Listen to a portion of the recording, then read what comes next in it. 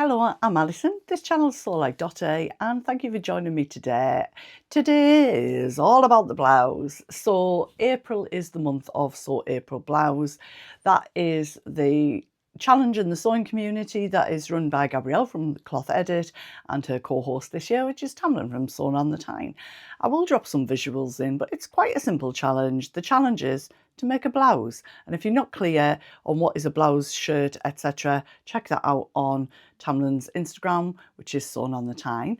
And yeah, I had to think about it a bit. I have done a vlog for this challenge before. I don't think I did one last year, and because I think, oh, I'm not really a blousey person, because I think I've worked in environments all of my life where I associated wearing a blouse with going to work and looking smart at work. And actually, I think I've begun to wrap my head around that it doesn't have to be that. So I just want to bring to you today a few of my thoughts on blouses that I'm thinking of making within the period of April for the challenge or later, and how I'm embracing sort of my new style, because I've just recently, or I'm about to, take early retirement, and what sort of things I'm going to be wearing, because I kind of need a different wardrobe or amendment to my wardrobe.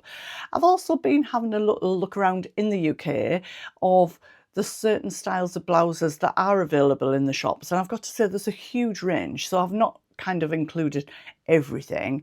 I've looked at the things that would personally appeal to me and thought about how I'd like to reflect that in my style. So I will put some pictures in as we go through.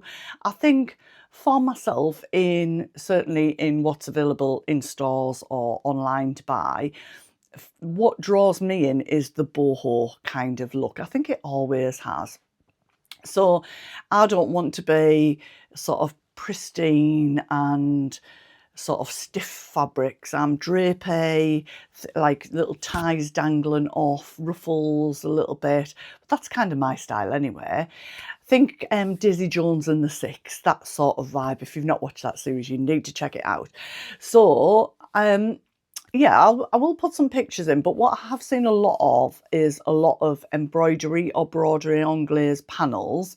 So certainly I think it was Primark in the UK had a couple of tops that I didn't even go in, but they just caught my eye in the window that had that. So I'll put those pictures in now. And then it's thinking, like, how would I incorporate that? What would I do? I don't know if I'm ready to go full into that.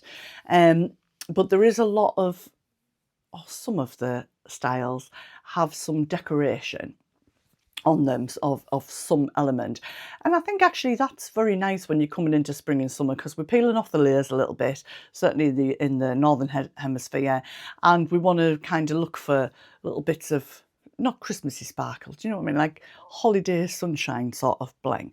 So one of them I've made already, and what I promised myself when I did some research for my So Frugal vlog was that I was going to try and reach for free patterns, and there were two that particularly caught my eye from Tiana's Closet, and she does have quite a good size range as well.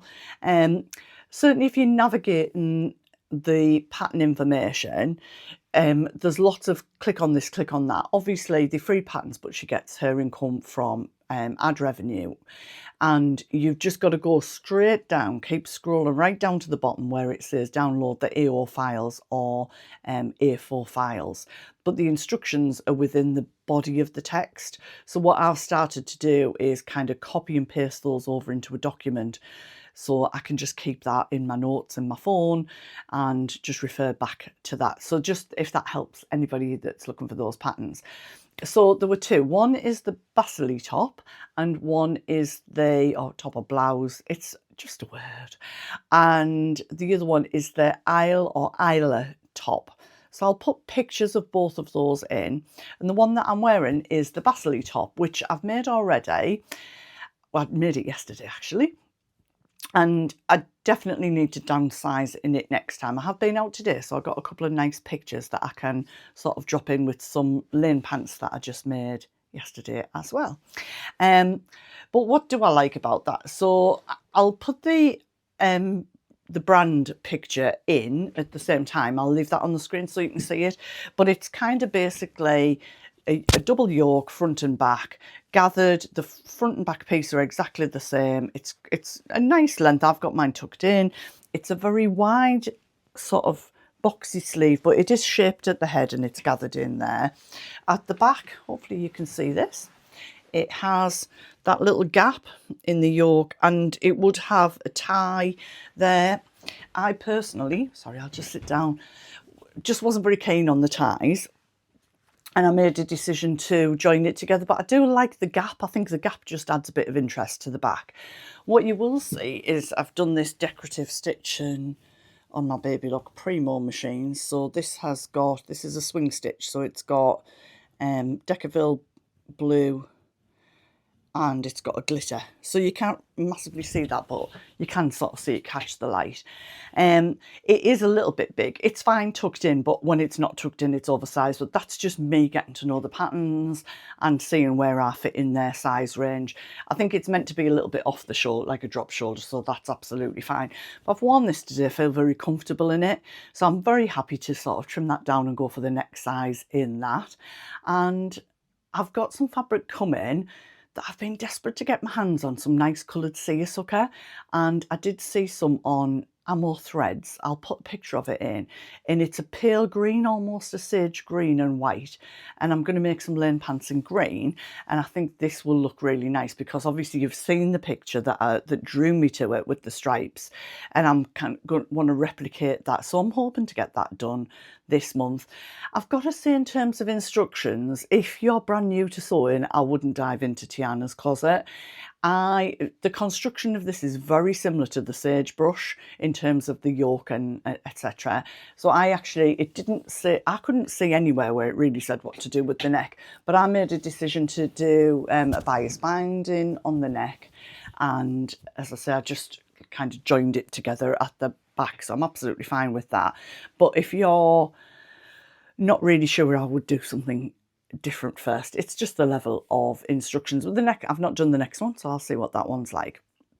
I think a lot of the construction on the next one is, well, actually maybe not be similar. So let's talk about the Isla blouse. So the Isla blouse really reflects a bit more of that boho element that I was talking about. A lot of where there's a little gap at the front, and then you've got sort of, it comes straight up, but you've got two little ties and they just flop down. So I'll put a few different pictures, I think, from Next and Marks and Spencer's that I found, which I really like. And these come with a level of decoration that you can put in to suit your taste. So you could just make little, out of the fabric, self ties that dangle. You could find something that's like woven with a little tassel on the end, or maybe put some jewelry beads on the end. I did think about that. You could do, so rather than having an elastic cuff, you could do a rolled hem. So I've done a rolled hem on these sleeves and around the hem because the fabric was quite delicate and I thought that was okay. So you could do a rolled hem and some shirring round. It's shirring season, folks, and I love a bit of shirring. So, you can change it up to suit you, and you could do different lengths of sleeves as well. But overall, what I've seen in the shops, a lot of them are a longer sleeve with that relaxed neckline with a couple of things dangling down, and I really like the look of that. That's my vibe. So the fabric that I'm thinking of doing that in is this, it's a single gauze with a single dobby gauze. Now it's slightly more pink than it comes up on screen. I have shared it before, and I absolutely love it, but I'm not sure of the colour. Usually I'm a pink person, but I'm not sure this lifts it for me. But the reason I'm thinking it'll be okay in that is because it's a little bit open here.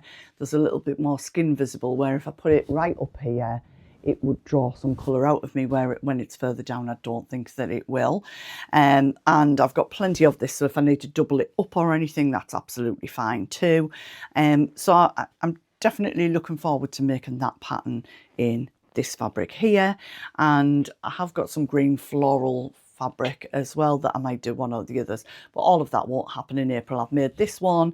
I'd definitely like to make the green stripe one, and maybe this sort of pale pink nudie coloured one. Maybe, let's see where the month goes.